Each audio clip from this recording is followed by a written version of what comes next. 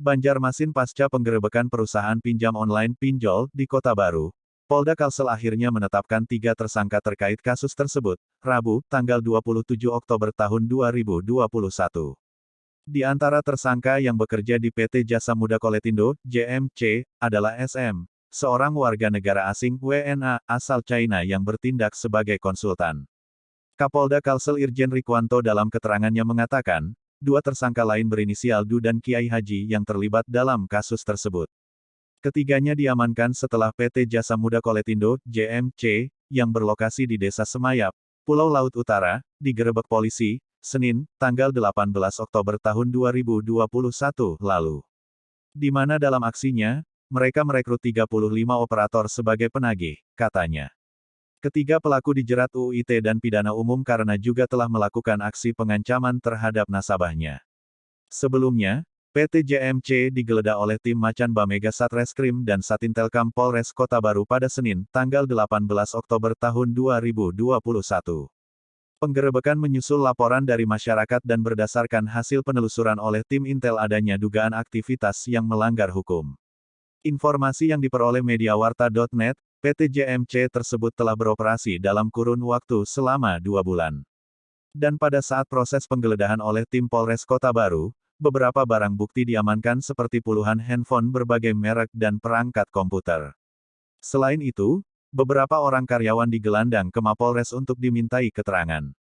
Kapolres Kota Baru, AKBP Gafur Aditya Siregar dalam jumpa pers, Selasa tanggal 19 Oktober tahun 2021, di Aula Sanika Satyawada menjelaskan, perusahaan yang digeledah tersebut bergerak di bidang penagihan online dan bekerja sama dengan beberapa perusahaan pinjaman online pinjol yang aplikasinya dapat diunduh di Play Store.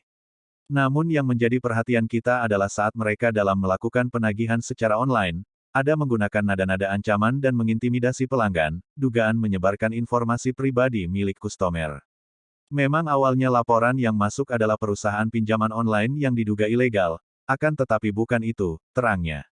Di samping itu, dalam operasi polisi juga mengamankan 1 warga negara asing, WNA asal Cina. WNA Cina itu akan segera diantar ke kantor imigrasi di Batu Licin, Kabupaten Tanah Bumbu. Selain visanya sudah habis, juga izinnya hanya berlibur saja, sebut Kapolres Kota Baru. Saat press conference ungkap kasus pinjol di Aula Bayangkari Matilda Mapolda Kalsel tanggal 27 Oktober tahun 2021, sore sekitar pukul 15, Kapolda Kalsel Irjen Polder Rikwanto, SH, M.Ham mengungkapkan kepada awak media. Jaringan ini bercabang di Jakarta dan tidak menutup kemungkinan dana tersebut bersumber dari China, ujar Kapolda Kalsel. Dari tangan tersangka kami sita barang bukti laptop dan komputer beserta CPU dan alat bukti elektronik lainnya.